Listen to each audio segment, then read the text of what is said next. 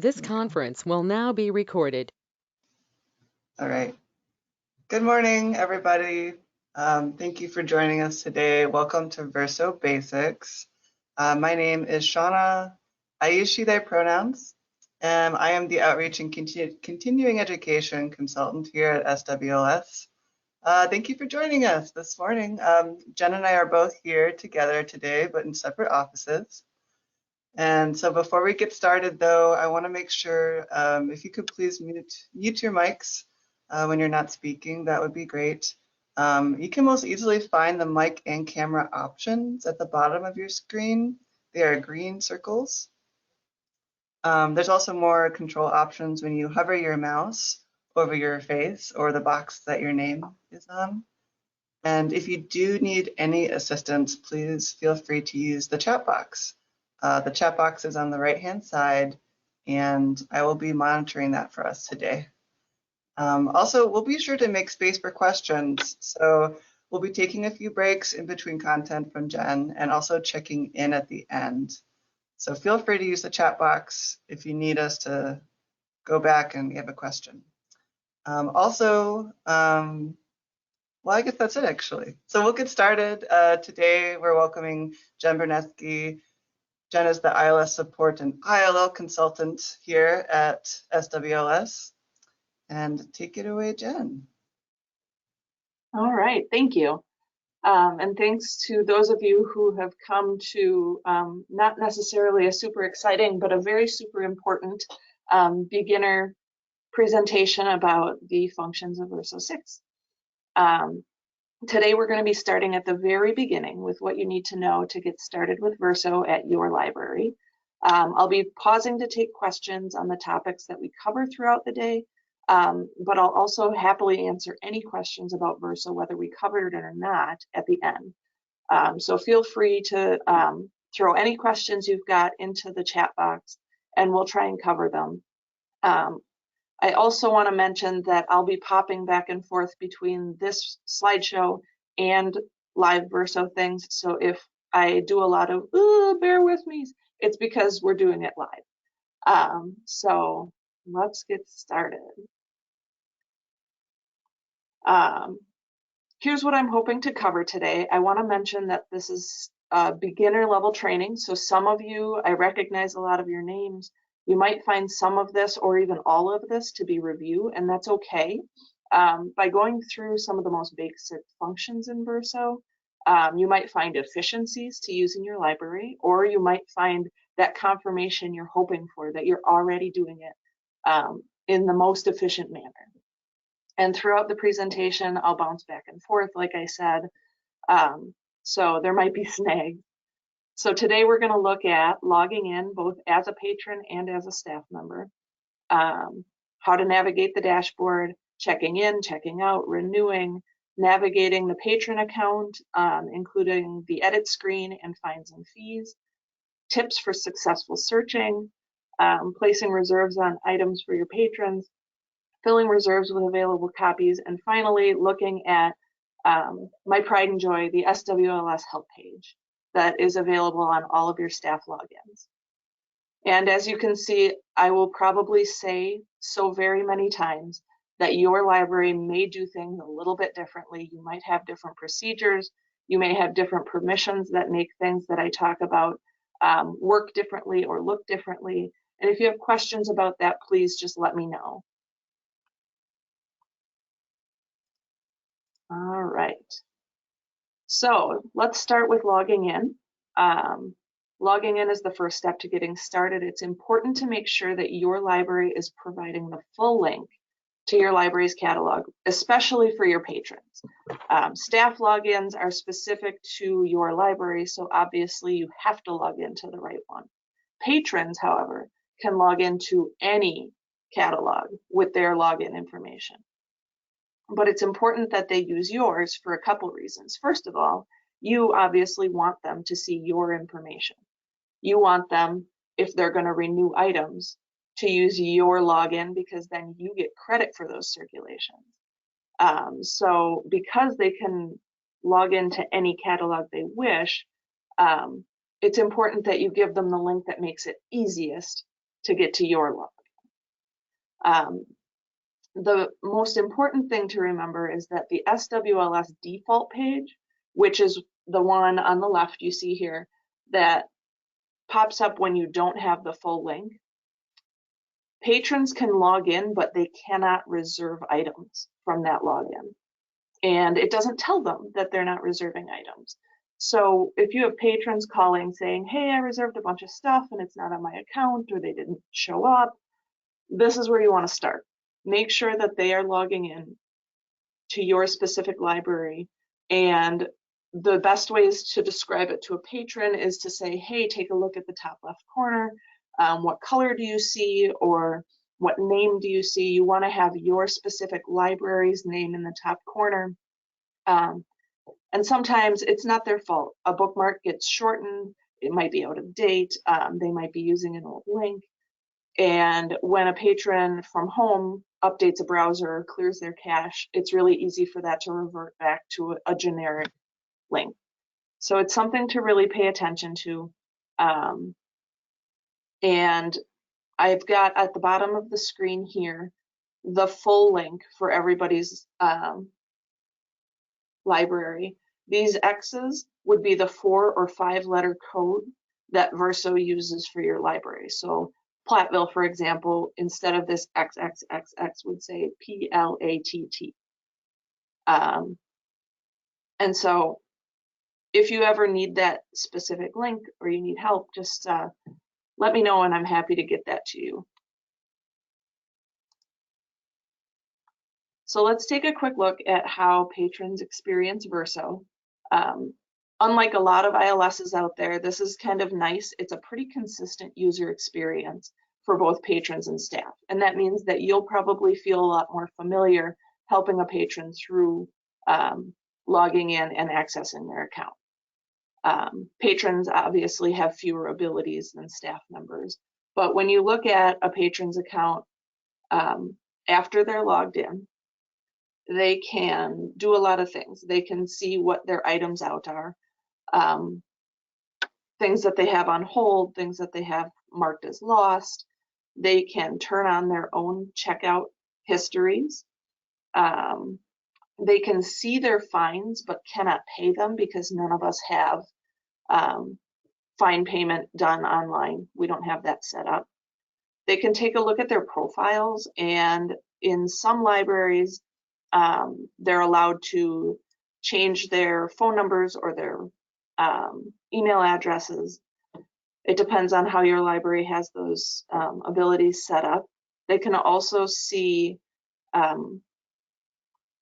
the place where they can add active alerts for search results. So if you have a patron that uses the catalog a lot and wants every single Danielle Steele, they can do a search for Danielle Steele and add an active alert that will email them every time a new record pops up with Danielle Steele in it. Now that sounds really overwhelming to me.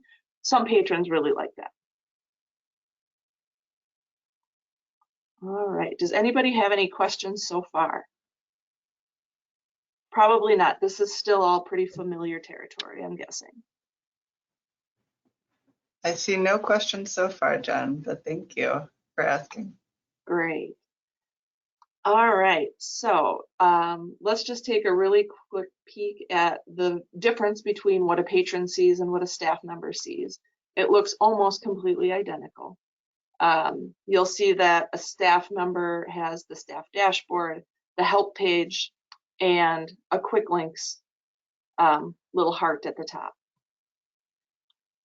So you'll live most of your life in the dashboard, but it's important to kind of remember that this home page is what your patrons see. So if you have information that changes all the time, make sure you're taking a look at it to be sure that it's accurate. And if you need help changing that or editing it and nobody at your library really remembers how, feel free to reach out to me. All right, let's take a look at the staff dashboard. Everybody's looks a little different. There's a lot of customization throughout VERSO. So everybody has different colors, different permissions. Some of these tabs or even some of the items within the tabs might not appear for you. And if we're going through anything today and you realize that it just doesn't exist for you, either talk to your director or else reach out to me and we'll work on fixing it. There are a few modules that we don't use at all in VERSO. The serials module and the acquisitions module are not things that we use ever. So if you don't see them at all on your menu, that's completely fine. And if you do see them, give yourself permission to just ignore them. It's less stuff to worry about. Two of the handiest things on this dashboard page are the search bar and the toggle menu. And I don't know about you, but I really hate a cluttered screen. So the first thing I do when I go to a dashboard is I use that toggle menu in the upper right-hand corner and I like shrink everything up. So I always toggle those menus so I can just drop the one that I want to see. And you do that by clicking on the little arrows in the certain ones. If you don't know where you need to look for a function, you might find it more helpful to toggle them so you have all the options in front of you. Or if you know the type of function you're looking for, but you don't know where to look, it's really helpful to use that staff dashboard search bar. And you can type in something like item status, and you'll be able to see all of the options. So I am going to pop up. Here is Lancaster's staff dashboard. Again, like I said, I like to toggle everything off, but if you toggle them all on, now, boom, everything comes up. And it looks really impressive, but it's super cluttered and you don't always need all of this stuff. But if I need to know where item status is, I can type it in, and here's the first one. Bear with me. And the results pop up, so you can see that item status you can find either in circulation or in cat admin, depending on your permissions at your library. And then item status management is really more of a management feature that most of you probably won't use. But you'll find what you're looking for by searching that. And if you have it a little more general, let's see, how about checkout?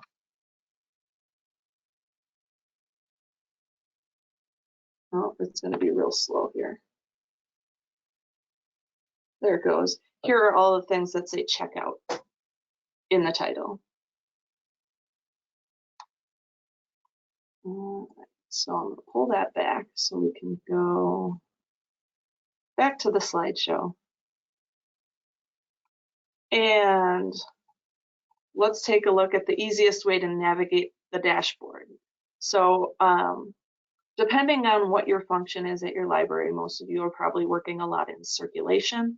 The quick links are a really handy way to jump from page to page, the things that you do the most. Most circuit desks logins would have like checkout screen, the check-in screen, item status, edit item, the reserves with available copies thing, maybe view reports so that you can get to your overdue notices. The things you use the most often are the things you want in that quick links page. And every single login can have their own. But that means that if you share a login with other staff members, you'll either have to fight it out or agree or decide which quick links you want to use. For me, you can see since I spend most of my time in the reports, I have a lot of quick links that get me straight to reports. No matter what you choose, you can control them by clicking on the little heart in the top right corner, and then you can use the toggle buttons to move them up and down through your list. You can delete them with the little garbage can. And to add them, all you do, let's come back over here, is when you hover on the dashboard, you'll see a little plus sign pop up. And if you click that plus sign, it gets added to your quick links. And you can see it right here on the left-hand side that I just clicked it and added it as a quick link. Now, because it's number one, if I hit Control-1, it takes me straight to the checkout screen, just super slowly because it's trying to record my video doing it for you. So my apologies for that. but there we are. All right. So if we go back to this quick links, does anybody have questions about this? Does anybody have trouble using it? I do want to mention, if you're using a Mac, sometimes there are extra steps you need to take to make this work. You might need to use an F button as well, or a function key to make the quick links work. But if you're using a regular PC, usually just Control and the number you want to get to. And oh, I see a question here in the chat. If you delete a quick link, you can re-add it. Yes, absolutely. So if you accidentally delete, like the patron status and checkout one, which happens sometimes inadvertently, just go back to the dashboard, click the plus next to the feature you want to add, and then when you click on the heart in the top right corner, you can move it back up to whichever position you wanted it in. So it's really easy if you accidentally delete it to just add it right back in. And if you forget or anything, again, that's what I'm here for. So feel free to just give me a call. The other things that don't have numbers are Control B, which will always take you to the staff dashboard no matter where you are. And then Control L, which takes you to the last page that you were on, not including the search screen. So if you were just at something and you had to get interrupted to go do something else, you can hit Control L and run back to whatever you were doing. And that really, for me, speeds up moving around the dashboard, so you don't have to click dashboard and then go find the thing and then wait for that to load. It just really takes a few steps out of the equation. All right, let's move on to checking in materials. Most of you are already probably spending a lot of time checking materials in, so I'm not going to spend a lot of time on this, other than to mention that you can and probably should backdate check-ins for things like checking in the book drop or checking in after extended closures. And you can do that by using this drop-down calendar to choose the last day you were open, or whatever your library's policy is for checking in materials. And then making sure that remember check-in date is checked. When you're done checking the book drop, obviously you'd want to change that back to today's date to check in for the rest of the day. But this really helps, especially for libraries that charge fines, so that overdue items and items that would normally have fines don't get charged, or you don't have to go in and fix them all after the fact. I also want to mention that you can check in by doing a title search in this screen. So the most handy thing, obviously, is to just scan a barcode.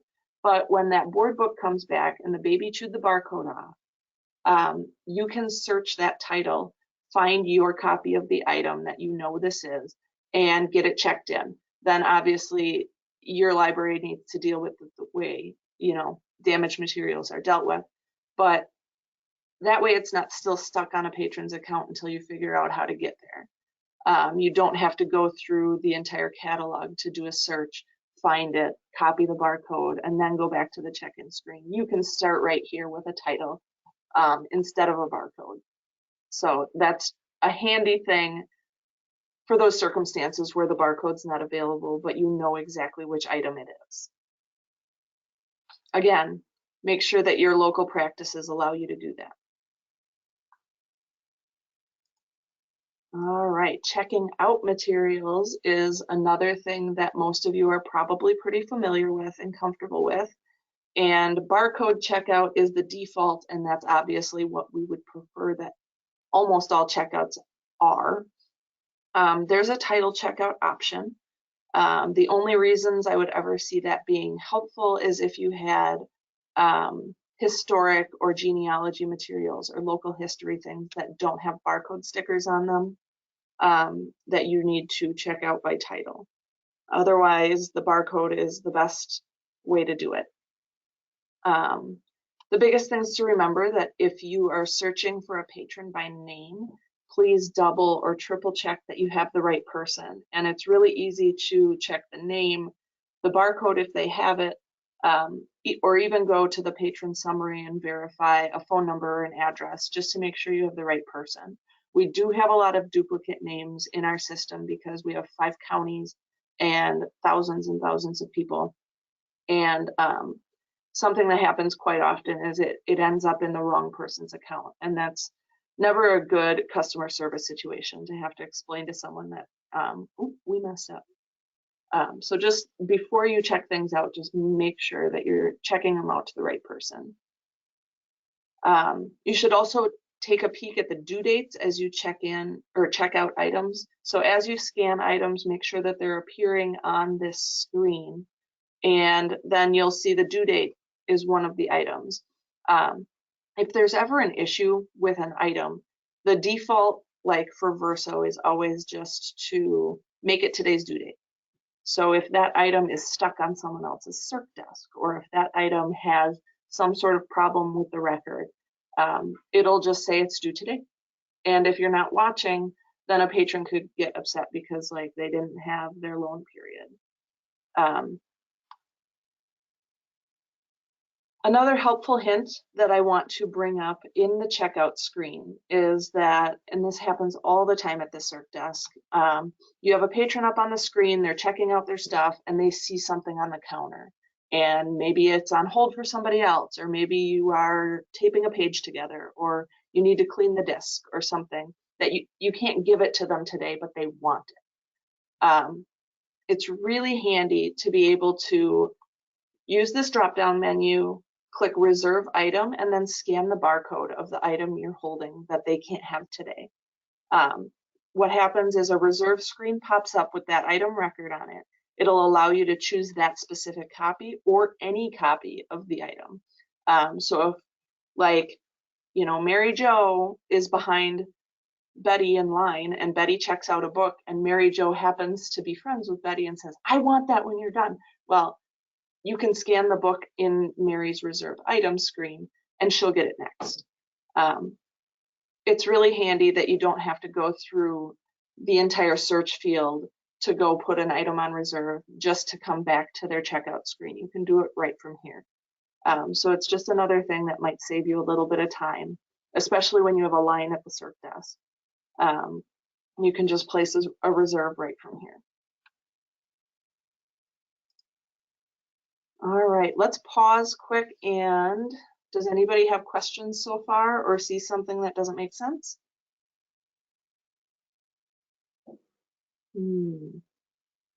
Seeing none. Feel free, like I said, interrupt me or send something in the chat. Mary, thanks. I hope that helps. So as we go through, I'll just keep trucking, but feel free to interrupt with questions. All right, so renewing materials is the next thing we have up. And every library has its own renewal rules. It's pretty straightforward as far as a function goes, but please pay attention to whose items you're renewing. For example, if a patron borrowed an item from another library, it's important to respect that library's renewal limits. So on the screen, you can see my account, actually. No judgments about all the fines we're about to take a look at. Oh, hold on. Dave, the reserve item from the checkout screen, you can choose item specific or a title reserve. So it brings up the same reserve screen you see when you search something in the catalog. And you can choose either that specific copy of an item or any copy of that item. So you can do either. It's pretty flexible. Yes, you're welcome. All right. So back to renewing items. You can see on my account, I have 3 things at the bottom that have been renewed in the past. One of them says renewed 1 of 3, one says 3 of 4, and one says 1 of 2. That means these are from different libraries and they have different renewal limits. And so once I hit 4 of 4, it would be not a great idea to keep renewing it. So that library is expecting it back, you know, at the longest after 4 renewals. And so it's a a best practice to always just respect those. You'll also notice most libraries renew out from today's date. There are only a few that renew from the current checkout date. And you may or may not know if your library does that. The next time you renew something, take a peek at the period, and you'll be able to tell whether it renewed from the due date or from today's date. And the reason that matters is if there's still a lot of time left on the item, but the patron's gonna want more than that, waiting until closer to the due date will give them extra time. So if this is not due until April 10th, but I know I'm going to need it a lot longer than that because we read it every single night and I'm going to keep it forever, waiting until April 9th or 10th to renew it gives me a lot of extra time on that renewal. So you can try to encourage your patrons to use that strategically, depending on their borrowing habits. But otherwise they might, if I renew this from April 10th, I'm not going to get nearly as much time added to the end of that due date. And now, here's the time in the presentation where we do a really, really loud, follow your library's policies shout out. And then we quietly acknowledge that there are sometimes extenuating circumstances. For example, when there is a patron who's in the hospital and they can't get their books returned, but they ran out of renewals on an item that they borrowed from another library, it would be really sad to let them run up a whole bunch of overdue items and fines just because VERSO doesn't give you an easy way to override that renewal. So if your library policy allows you to, I'm going to show you a workaround to renew an item that's not technically supposed to be renewed again. And we're going to look at my account because why not? So in the items out screen, you'll see a list of all of my things, and I want to renew this book, Silly Lullaby by Sandra Boynton, but it doesn't give me the checkbox to allow me to do that. But I'm in the hospital. I'm definitely not going to make it in time. Like, you really need to give me a chance. So what you can do is click on, from the items out screen, click on the barcode, copy that barcode with a Control-C, close it out, go back to the patron's checkout screen, and enter it here as if it's a new item. It'll say, hey, it's already checked out to that person. Well, we know that. But you can click Renew. And what'll happen is it will pop up on this screen, usually with today's due date. I did this as practice before, so that's why it's not showing up with the right due date. Then you would manually click on that due date and choose, let's say April 22nd for that due date, modify it, and you just overrode that, secret, you're not allowed to renew it thing. So this is not something that I want to encourage you to use all the time, just as a default. But there are always going to be those kind of cases where you don't want them to have a whole bunch of fines. They're going to get it back as soon as they can. They just need a day, or they just, you're doing your best to be good customer service leaders. So only use it when absolutely necessary, but know that it's a tool you can use when you need to override that, that kind of VERSO block on the renewals. So, all right. Let's go back to here. We'll go on to the patron account. There's a lot of functions and features in the patron account, and I want to encourage you all to really pay attention when you're adding a new patron. Search the entire patron database first. Just because someone said, nope, never had a library card, does not mean that they're not in there. A lot of people don't realize we all share one database, so they might have a card at another library, even a faraway library, and they're in there. They didn't realize they still have their card from 2nd grade. So doing a quick search is the best way to avoid duplicate accounts. I also encourage you to get familiar with the best practices guide. The section on issuing cards and verifying residency is really important because a lot of funding comes to libraries based on how you code a patron's township in their patron account. So don't just skip it because it's kind of annoying or it takes time. It's super important. You'll see here I have a link to the myvote.wisconsin.gov. You can check somebody's township code there.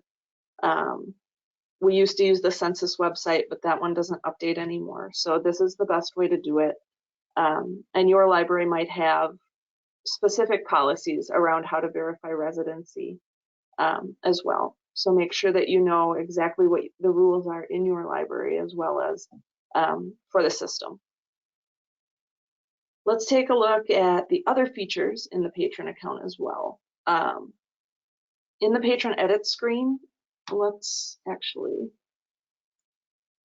oops, don't look.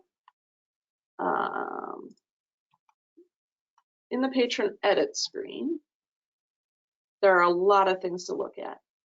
This is where you would reset a password if a patron can't remember theirs or is locked out of their account. Name, address, the township code, like I said, that's really, really important to get right. Email address. If you have text messaging up, you'll have specific ways to enter cell phone numbers. And if you don't have text messaging notifications set up, but you'd like to, please let me know because it's something that I can help you with. This is where you would go to renew a patron's account if they are expired. And you can choose their preferences, whether they want paper notifications, email, or text messaging notifications. And then here's the little section that's really important. If you need to block a person's account, you would click the blocked thing, but also definitely put a reason and at least which library you're from. Because if they try and use another library, it's important that that library understands why they're blocked. There are also these three kind of mysterious things: comment, note, and message. Notes are just kind of reminders. They only show up when library staff clicks on the notes tab. Messages are the ones that pop up when you enter a patron's account. So it like pops up as a warning and says, hey, pay attention.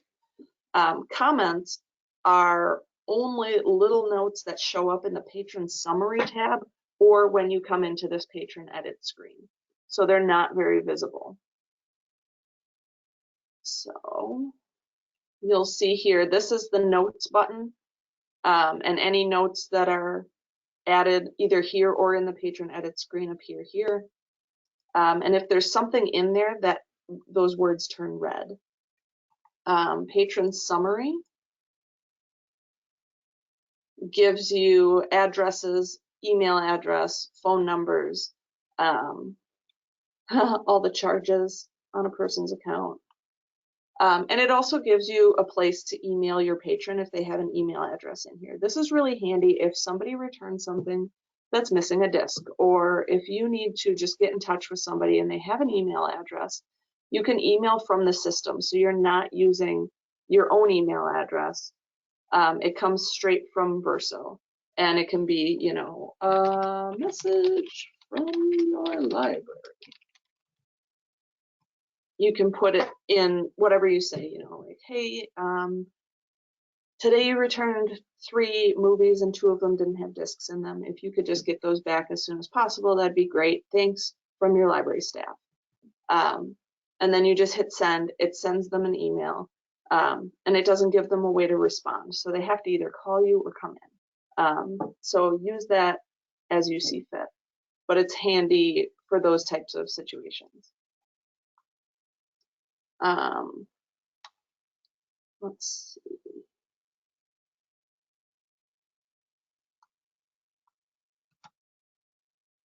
All right, let's take a look. There's also 2 places to check for reserves for a patron. This is reserves within VERSO.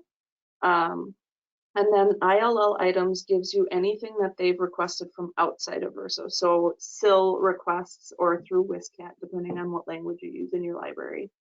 But now you can see, and your patrons can see, both of those things. So you can see what things are waiting, or what things might be on the way.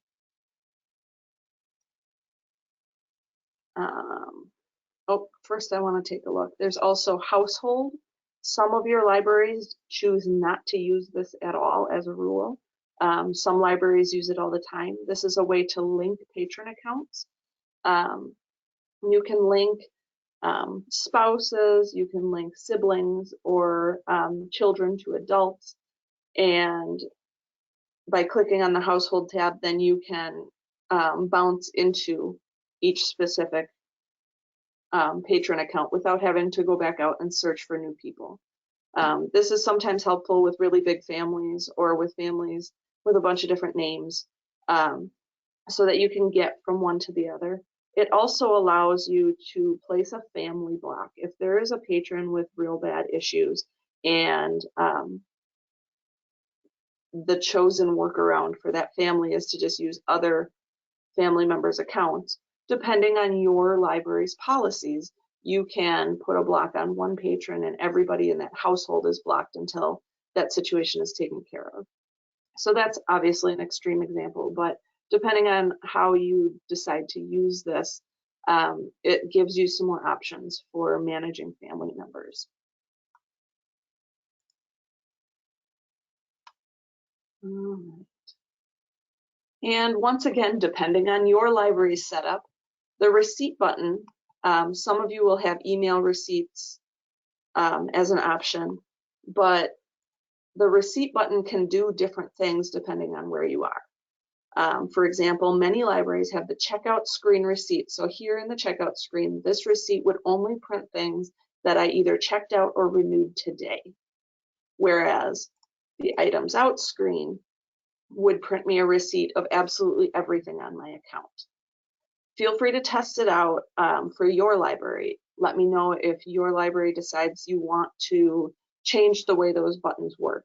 But having that flexibility of either giving them just the things today or all their items out, it can save paper, but it can also help the patron get the experience they're looking for, depending on how they use the library. And let's take a quick peek at the payments and fines history page. That's the last thing we're going to go through on the patron account. And oh, I'm sorry. Every time I touch this to scroll down through my notes, it clicks back. All right, so we don't want to look at my account. We don't want to look at my fines history. Nobody wants to see that.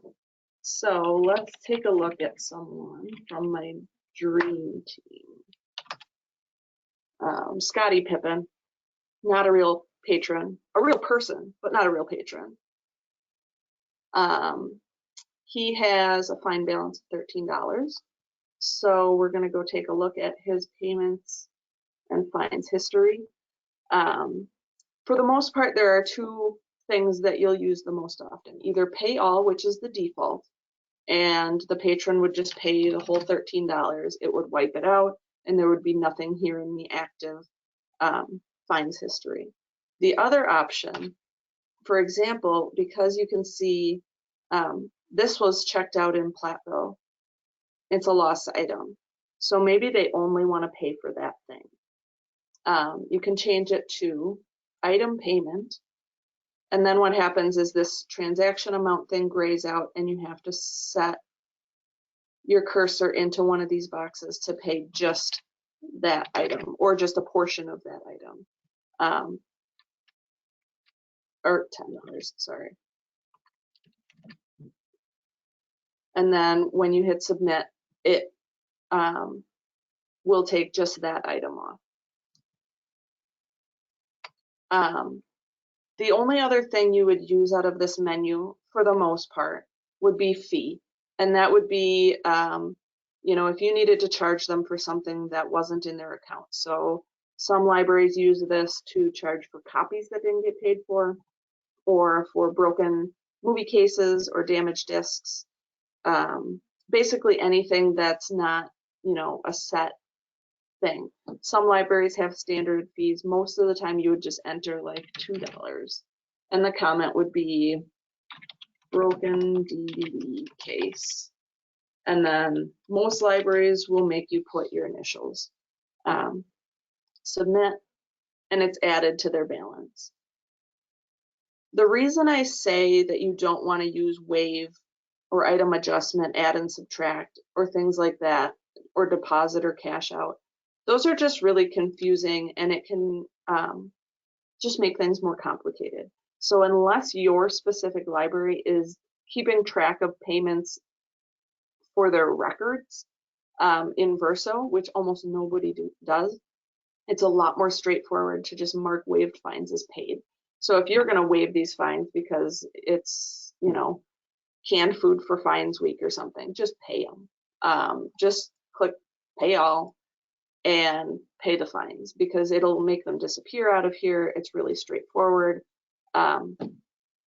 Obviously, you have to check with your library's procedures to make sure that's okay. But for the most part, it's a lot more straightforward than trying to adjust fines or fees or waive things. That gets complicated really fast. All right, I am going to pause here. Does anybody have questions about anything we've been covering so far? Does it feel a lot like review right now?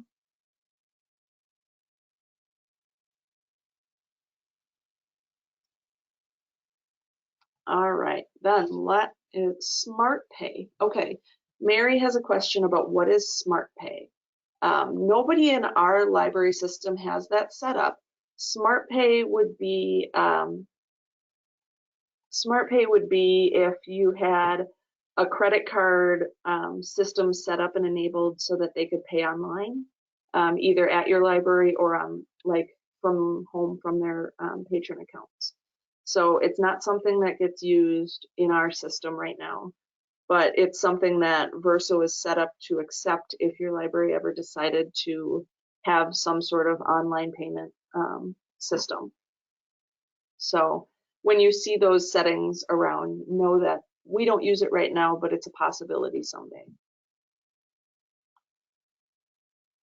Okay, anything else? Great. All right, let's move on to searching. Now, everybody's done probably plenty of searching in VERSO. It is a common frustration for staff and patrons alike. And part of the problem is that the search feature isn't perfect. It's not Google, it's not as powerful as Google. So it can't guess what you mean and stuff like that. Part of it is also that every single library has its own setup for how results appear. And that makes it really difficult to find a consistent experience. So I'm going to show you a few of the tips that I've used and found extremely useful for returning successful searches. First, if you start with a narrow or specific search and it doesn't work, try broadening it. Instead of doing every single word in the title, try just the beginning of the title. Or instead of a really specific subject, try and broaden that to a larger subject to see if you can return any more results. Checking spelling, yes, allegedly there is a spell checker here and it gives you did you mean results. They are not always great. So if you don't get any results in something that you expected to, do a quick either a Google search or on Amazon, spell check your titles, spell check your names, and just see if there's something wrong that you're missing. It's really common if you're a letter off or a couple letters off that all of a sudden you're going to start getting results. I also recommend that no matter what you're searching, always start with just VERSO. And then if you don't get anything, then add the SIL libraries in if you need to. It'll help you get back the things that are here first. And and then you won't miss anything that belongs to our system. Another thing to check for is searching or filtering by date. So if you take a look down here, this is our search bar, and there are a bunch of things at the very top of the screen when your search results appear. You can sort, so sorting by date, ascending or descending. If you sort by descending, you'll get the newest stuff on top, and a lot of times if you're searching for brand new stuff, you can start there. You can also change to search a grid view or a list view. So depending on your personal preferences, you can flip-flop back and forth there. And I also want to encourage you to use the facets on the left-hand side. So start with a broad search and then use those facets to really narrow things down. And then if you are looking for things specifically at your facility, use the advanced search. Just start there and use the filters. If you don't have filters, set them up. And if you need help, I would love to help you, because that is the fastest way to narrow it down to just your stuff. Let's go take a look at searching. So for example, here I am searching for Game of Thrones. Now there are audiobooks, there are books, there are ebooks, there are movies, or I guess TV shows. There's so many different things, and I could spend forever looking for the right thing. Right now I'm defaulted in list view, but if I wanted to take a look at grid view, it would pop up like this.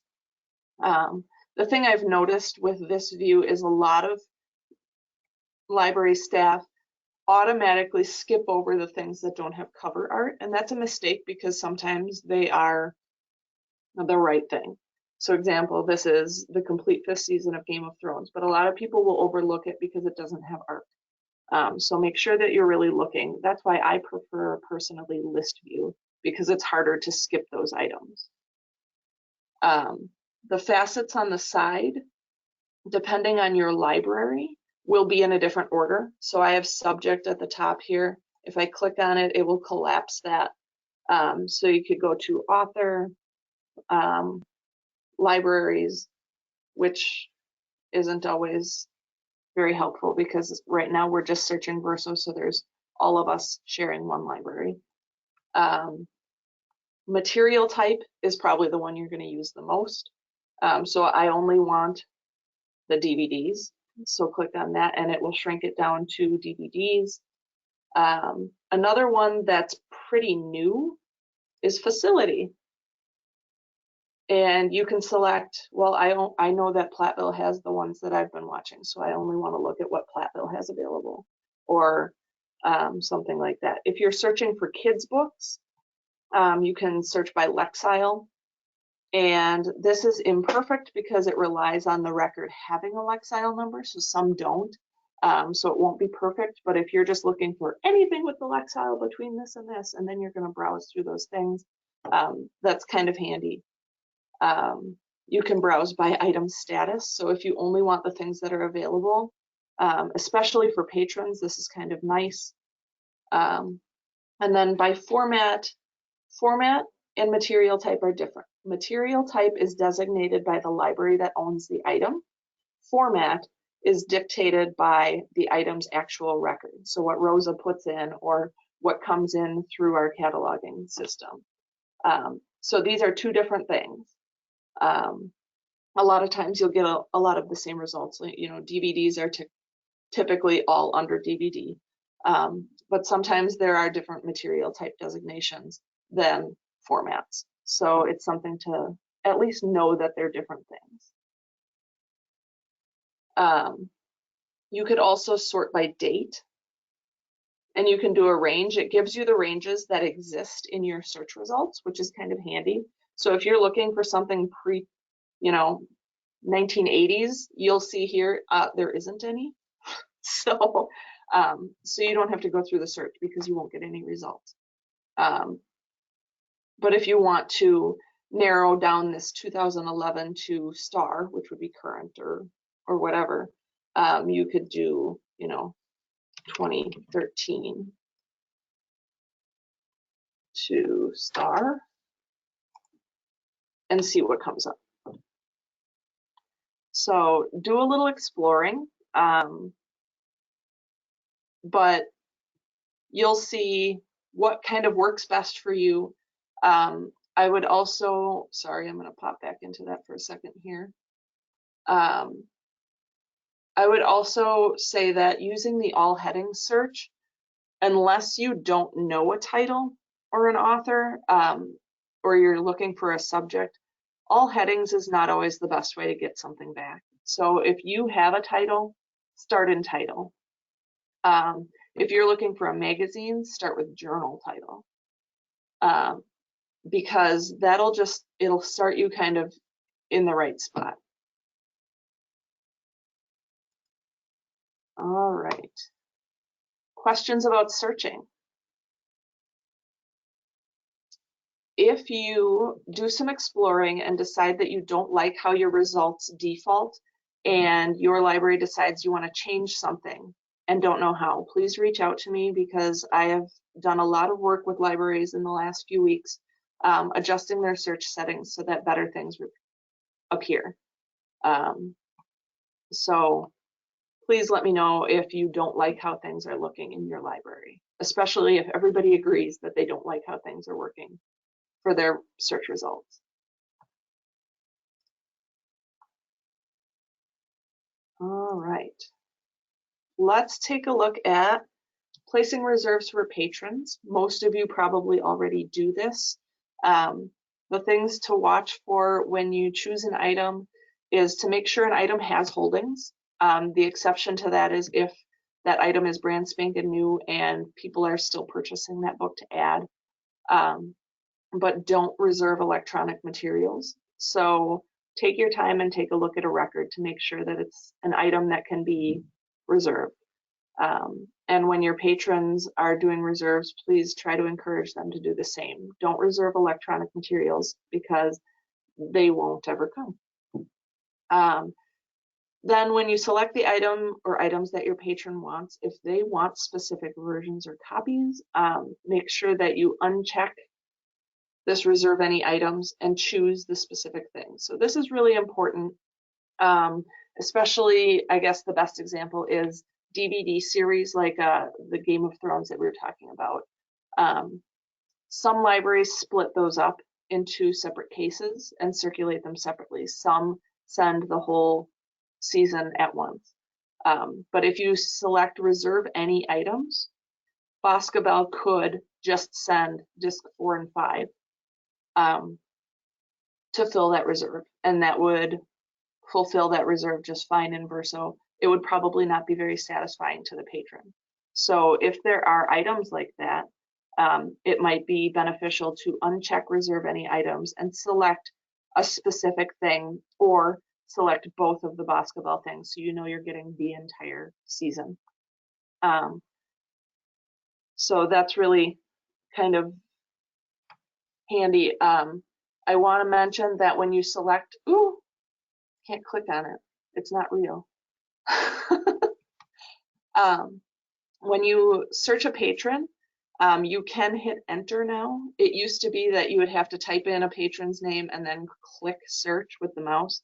Now you can hit enter. It still takes a second, so like try and be patient. But then the list of patron names all pops up down here below, and you can select your patron. They pop up over here so you can verify it's the right person. And then I want to remind you to check their pickup locations. If they're talking to you, they probably want to pick it up at your location, but that's not always the case, especially right now with libraries being open different times and different days and things like that. Make sure that their pickup location is the one that they want it to be. So now I want to take you back into VERSO again and show you two ways to reserve multiple items in VERSO. So here is the reserve screen for Game of Thrones Season 3. This might be better with a book club book, but I'm going to do it here anyway, just because we're already here. So we'll click place a hold. Now, if you have a book club and you check all of the items out to a book club account, and so you want to reserve like 7 copies of this. Michael Jordan is another one of my dream team members, a real person, not a real account. So I've added him. Pickup location is right, but we're going to need at least 6 copies. Here's 1, 2, 3, 4, 5, 6. So there's 6 copies, and you'll notice there's 7 check marks because I needed both versions of the Baskerville one. And then I place the hold. It will place a specific hold on every one of those copies, all for Michael Jordan. So he's about to get a whole bunch of copies of this. Another way to do it is, if I check that instead, but I want to check them all out to the individual patrons. So I've got a group of guys that all want to watch this together at their houses. They're going to do some awesome game night thing.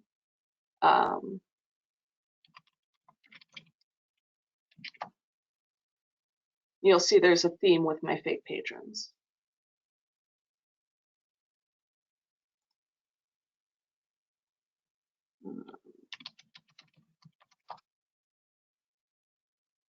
You'll see that as I search these people, they just keep adding to the screen. So I've got all of these guys in my list of people who need to reserve this item. Now I still have reserve any items because it doesn't matter. When I place the hold, it places that reserve for all 4 of these people on their own accounts. So if you have a book club and want to place a copy of Where the Crawdads Sing for every single one of them, just search for all of them at once and place the hold all at one time. And it'll save you a bunch of time having to go back and go in and go back and go in and go back and go in. So that's kind of handy.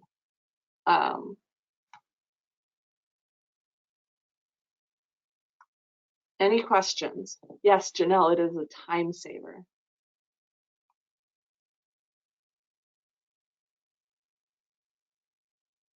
All right, let's go on to reserves with available copies. I wish I had known about it a few weeks earlier. Yes, as soon as you learn something new, you're always like, oh, I just did that the long way. But now you'll know. So reserves with available copies, most libraries already are doing this all the time. It's not a really hard thing. This list is all of the things that people want that you have available at your library. I've blacked out the names and barcodes just for privacy's sake because this is going to be on the internet. So you can reorder this screen by location so that you can go around your library and do all of the, large print together, or you can do all of the fiction together and things like that. You can also print this if you have a larger library and you need to walk all over the place and don't want to keep coming back to the computer. I also want to point out, you can see, depending on your library's setup, the pickup location for the next person in line. And that's great. Newly acquired is the ones that you get to skip if nobody from your library wants it. You'll see here that there's a red barcode. That means that the patron belongs to this library, and it's the time when you would pull this newly acquired book and check it in to get it moving. And it would skip all these 4 people in line and go straight to this patron. So when you're filling requests right now during COVID, there might have been times when you were only filling requests for your own patrons. Typically that's not like a best practice, but during COVID, it's been a thing, especially when we didn't have delivery. So searching for items that have red barcodes are a good way to get your items in the hands of your patrons faster. All